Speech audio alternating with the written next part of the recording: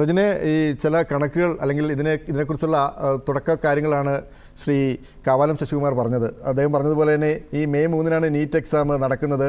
അത് 12-ന് ക്യാൻസലാകുന്നു. 15-നാണ് സുപ്രീം കോടതി ചീഫ് ജസ്റ്റിസിൻ്റെ ഒരു പരാമർശം വരുന്നത്, ഈ പാറ്റയെക്കുറിച്ചുള്ള സംഭവം വരുന്നത്. 16-നാണ് അമേരിക്കൻ വേരുകളുള്ള അഭിജിത് ദീപ്കെ ഈ CJP കോക്രോച്ച് ജനതാ പാർട്ടി എന്നുള്ള ഒരു ഓൺലൈൻ സംഘടന എന്നുള്ള വേണമെങ്കിൽ പറയാം, ആ ഒരു സംഘടനയ്ക്ക് രൂപം കൊടുക്കുന്നത്.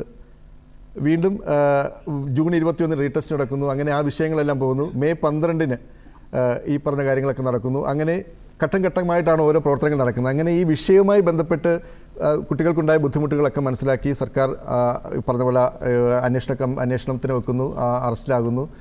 ഞാൻ ചോദിക്കുന്നു, അദ്ദേഹം ചോദിച്ച പോലെ തന്നെ നേരത്തെയും ഈ 2014 മുമ്പ് ഇതുപോലെയുള്ള പരീക്ഷാ ചോദ്യപേപ്പർ ചോർച്ചകളൊക്കെ ഉണ്ടായിരുന്നു. പക്ഷേ ഈ കോൺഗ്രസ് ഒന്നും ആ സമയത്ത് അധികം നടപടികളൊന്നും പോയിട്ടില്ലെങ്കിൽ പോലും ഈ പറയുന്ന സമയത്ത് പോലും അവസാന ദിവസങ്ങളിലാണ് കോൺഗ്രസ്, രാഹുൽ ഗാന്ധി പോലും ഈ വിഷയത്തിൽ ഇടപെട്ടത്. അത് എന്താണ്, ഈ ഒരു ചെറിയ ജനപിന്തുണ അല്ലെങ്കിൽ ഒരു സ്വീകാര്യത കിട്ടുന്നു എന്ന് അറിഞ്ഞുകൊണ്ടാണോ അതിനെ രാഷ്ട്രീയമാക്കാനാണോ ഈ കോൺഗ്രസ് ശ്രമിക്കുന്നത്, കോൺഗ്രസും പ്രതിപക്ഷവും?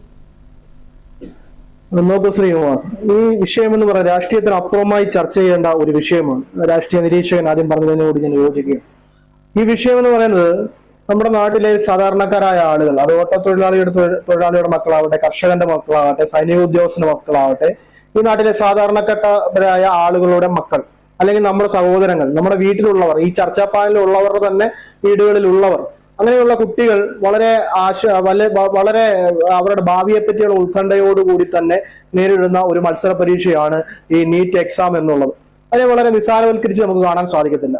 ഈ BJP ഗവൺമെന്റുമായി ബന്ധപ്പെട്ട് ഏതാണ്ട് 158 എനിക്കറിയാൻ കഴിഞ്ഞ വെച്ച് നോക്കുകയാണെങ്കിൽ ഈ ഭരണ കാലയളവിൽ തന്നെ ഏതാണ്ട് 158ഓളം മത്സര പരീക്ഷകളുമായി ബന്ധപ്പെട്ടുള്ള ചോദ്യപേപ്പർ ചോർച്ചകൾ ഉണ്ടായ ഒരു സർക്കാരാണ് ഇന്ന് കേന്ദ്രം ഭരിച്ച് മുന്നോട്ട് പോയിക്കൊണ്ടിരിക്കുന്നത്. അത് ഒന്നാമത്തെ കാര്യം.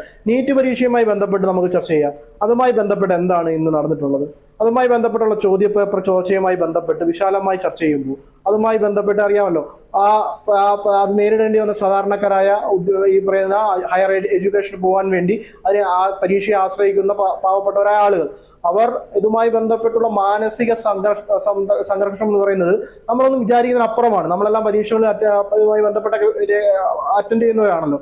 അവർക്കുണ്ടായ മാനസിക സംഘർഷത്തിന്റെ പേര് 20ഓളം വിദ്യാർത്ഥികൾ ഇന്ന് നമ്മളോടൊപ്പം ഇല്ല എന്നുള്ളതാണ് അതിന് ഏറ്റവും വലിയ കാര്യം എന്ന് പറയുന്നത്. അതിനെ അഭിസംബോധന ചെയ്ത് അവർക്ക് വേണ്ടുന്ന കാര്യങ്ങൾ ചെയ്യേണ്ടത് ആരാണ്? കേന്ദ്രം ഭരിക്കേണ്ട ഭരണകൂടമാണ്. പക്ഷെ അവർ ആ ഉത്തരവാദിത്തത്തോടെ അത് ഏറ്റെടുക്കുന്നില്ല എന്നുള്ളതാണ്. ഇതുമായി ബന്ധപ്പെട്ട ഉത്തരവാദി ആരാണ്? ഇതുമായി ബന്ധപ്പെട്ട് ആദ്യമായാലും രണ്ടാമതായാലും വീണ്ടും ഇങ്ങനെയുള്ള തനി ആവർത്തികൾ വീണ്ടും ഉണ്ടാകുമ്പോൾ അതുമായി ബന്ധപ്പെട്ട ഉദ്യോഗസ്ഥരിൽ മാത്രമല്ല അത് നിൽക്കുന്നത്. അത് എഡ്യൂക്കേഷൻ മിനിസ്റ്ററായ ഈ ധർമ്മേന്ദ്ര പ്രധാൻ എന്ന് പറയുന്ന ആള് മന്ത്രിയിലേക്ക് ആ ചോദ്യമുനകൾ ചെന്നെത്തുമ്പോൾ ആ മന്ത്രി ഒരിക്കലും ആ സ്ഥാനത്ത് നിന്നും മാറുന്നില്ല. അതുമായി ബന്ധപ്പെട്ട ഒരു സ്റ്റേറ്റ്മെന്റും പ്രധാനമന്ത്രിയുടെ ഭാഗത്തു നിന്നും ഉണ്ടാകുന്നില്ല. ഇവിടെ സാധാരണക്കാരായ ജനങ്ങൾ ചോദിക്കുന്നത്, അല്ലെ വിദ്യാർത്ഥികൾ ചോദിക്കുന്നതിന് ഇതുവരെയും അതുമായി ബന്ധപ്പെട്ട ഒരു മറുപടിയും ഈ പറയുന്ന കേന്ദ്ര നേതൃത്വത്തിൽ നിന്നും ഉണ്ടാകുന്നില്ല എന്നുള്ളതാണ് എന്റെ യാഥാർത്ഥ്യം. ഇതുമായി ബന്ധപ്പെട്ട് ഉത്തരവാദി എന്ന് പറയുന്നത് എഡ്യൂക്കേഷൻ മിനിസ്റ്റർ അല്ലേ? ഇതുമായി ബന്ധപ്പെട്ട് ആ മന്ത്രിതലത്തിലല്ലേ ഈ കാര്യങ്ങളൊക്കെ ചെയ്തു പോകുന്നത്? ഇതുമായി ബന്ധപ്പെട്ട് ആദ്യം ഒഴിയേണ്ട അദ്ദേഹമല്ലേ? അദ്ദേഹത്തെ സംരക്ഷിച്ചു പോകുന്ന രീതിയിലേക്ക് കേന്ദ്ര സർക്കാർ മാറിക്കൊണ്ടിരിക്കുകയാണ്. അത് മാത്രമല്ലല്ലോ, കഴിഞ്ഞ ദിവസം നമ്മളെല്ലാവരും ജനാധിപത്യത്തിന്റെ മനോഹാരിതയും ജനാധിപത്യത്തിന്റെ ശ്രീകോവിൽ എന്നറിയപ്പെടുന്ന നമ്മുടെ സഭകൾ, അതായത് രാജ്യസഭയായാലും ലോകസഭയായാലും, അതുമായി ഈ ഇത്രയും വലിയ വിഷയങ്ങൾ ഇന്ത്യ മഹാരാജ്യത്ത് നടന്നുകൊണ്ടിരിക്കുമ്പോൾ, ഇത്ര 20ഓളം വിദ്യാർത്ഥികളെ നമുക്ക് നഷ്ടപ്പെട്ടിരിക്കുന്ന സാഹചര്യം ഉണ്ടാകുമ്പോൾ അതുമായി ബന്ധപ്പെട്ട ചർച്ച നടത്തുവാൻ പോലും ഈ രണ്ട് സഭകൾക്കും അനുവാദം കൊടുത്തില്ലെന്നേ. അങ്ങനെ വന്നപ്പോഴല്ലേ ഈ പറയുന്ന ബഹുമാനപ്പെട്ട പ്രതിപക്ഷ നേതാവിന്റെയൊക്കെ നേതൃത്വത്തിൽ പ്രധാനമന്ത്രിയുടെ വീടിന്റെ മുന്നിലേക്ക് സമരവുമായി പോകേണ്ട അവസ്ഥയിലേക്ക് ചെന്നെത്തിയത്. അങ്ങനെ സമരം അവിടെ നേരിടേണ്ടി വന്നത്. ആ സമരത്തെ എങ്ങനെയാണ് ഇവർ എടുത്തത്? ഈ ഡൽഹി പോലീസ് എങ്ങനെയാണ് ഓരോ സമരത്തെയും നേരിട്ടുകൊണ്ടിരിക്കുന്നത്? സമരങ്ങൾ നമ്മൾ ഒരുപാട് കണ്ടിട്ടുള്ളതല്ലേ? സമരവുമായി ബന്ധപ്പെട്ട് നമ്മളൊക്കെ സമര സംഘടനയുമായി ബന്ധപ്പെട്ട് പ്രവർത്തിക്കുന്നവരല്ലേ? അവിടെ ഈ CJPയുടെ സമരത്തെ, വിദ്യാർത്ഥികളുടെ സമരത്തെ അടിച്ചൊതുക്കുന്നതിനപ്പുറമായി ഇന്നലെ രാജ്യത്തെ പ്രതിപക്ഷ നേതാവിനോട്, അവിടുത്തെ പ്രായമുള്ള MP-മാരോടൊക്കെയുള്ള സമീപനം എന്തായിരുന്നു? പ്രധാനപ്പെട്ട പ്രതിപക്ഷ നേതാവിന്റെ മുഖത്തു നിന്ന് രക്തത്തുള്ളികൾ വരുന്നത് നമ്മൾ കണ്ടതല്ലേ? അങ്ങനെയാണ് ഒരു സമരത്തെ നേരിടേണ്ടത്. ഒരു വനിതാ MP-യെ പുരുഷ പോലീസുകാർ പിടിച്ചെടുത്തുകൊണ്ട് പോകുന്ന സാഹചര്യമാണ് അന്ന് അവിടെ ഉണ്ടായത്. ഇതൊക്കെയാണോ ജനാധിപത്യത്തിന്റെ മനോഹാരിത എന്ന് പറയുന്നത്?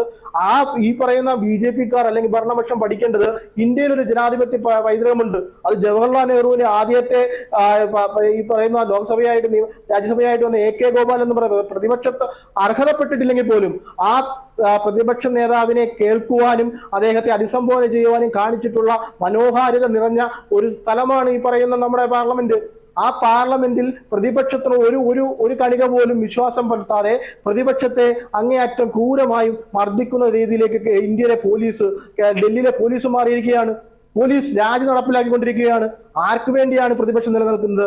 കേരളത്തിലെ കോൺഗ്രസ് ആവട്ടെ, വിദ്യാർത്ഥി സംഘടനകളാവട്ടെ, എല്ലാവരും നിലനിൽക്കുന്ന സാധാരണക്കാരായ വിദ്യാർത്ഥികൾക്ക് വേണ്ടിയാണ്. നമ്മളെല്ലാവരും നമ്മുടെ എല്ലാ വീടുകളിലുള്ള വിദ്യാർത്ഥികൾക്ക് വേണ്ടിയാണ്. ഭാവി തലമുറയ്ക്ക് വേണ്ടിയാണ്. ആ തലമുറയ്ക്ക് വേണ്ടിയുള്ള പോരാട്ട ഭൂമിയിൽ നിൽക്കുമ്പോൾ രാജ്യത്തിന്റെ പ്രധാനമന്ത്രി ഇതുവരെ അതുമായി ബന്ധപ്പെട്ട് അഭിസംബോധന ചെയ്തിട്ടില്ല. എല്ലാവരും പറയുമല്ലോ രാജ്യത്തിന്റെ പ്രധാനമന്ത്രിയെ പറ്റി വലിയ ഗീർവാണങ്ങളൊക്കെ വെക്കുന്നത്. ഞാൻ അദ്ദേഹത്തെ ആക്ഷേപിക്കാൻ ഈ അവസരം എടുക്കുന്നില്ല. എങ്കിലും പറയുകയാണ്, അദ്ദേഹം എന്തിനാണ് പേടിക്കുന്നത്? അദ്ദേഹത്തിന് ഈ രാജ്യസഭയിലേക്ക് ലോക്സഭയിലേക്ക് വന്ന് മറുപടി പറയാനുള്ള ഒരു ധൈര്യമില്ലേ? ഇന്നലെയും വന്നില്ല, ഇന്നും വന്നില്ല.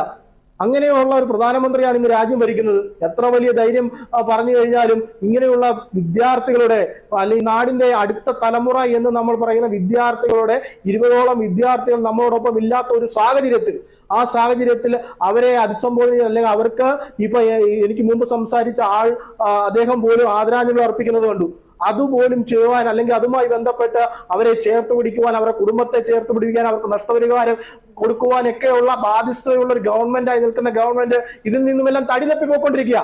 ഇതിപ്പോ അഭിസംബോധന ചെയ്യേണ്ട ആവശ്യമല്ല. ഇത് ജനങ്ങളുടെ വിഷയമാണ്. അതിന്റെ മെറിറ്റ്, ആ സമരത്തിന്റെ മെറിറ്റ് നമ്മൾ മനസ്സിലാക്കണം. ആ മെറിറ്റിൽ നിന്നുകൊണ്ടാണ് രാജ്യത്തിന്റെ പ്രതിപക്ഷം ഈ സമരവുമായി മുന്നോട്ട് പോയിക്കൊണ്ടിരിക്കുന്നത്. അത്രയും ഇനിയും ഉള്ള തെരുവുകളിൽ നമ്മൾ ഈ സമരവുമായി മുന്നോട്ട് പോകും.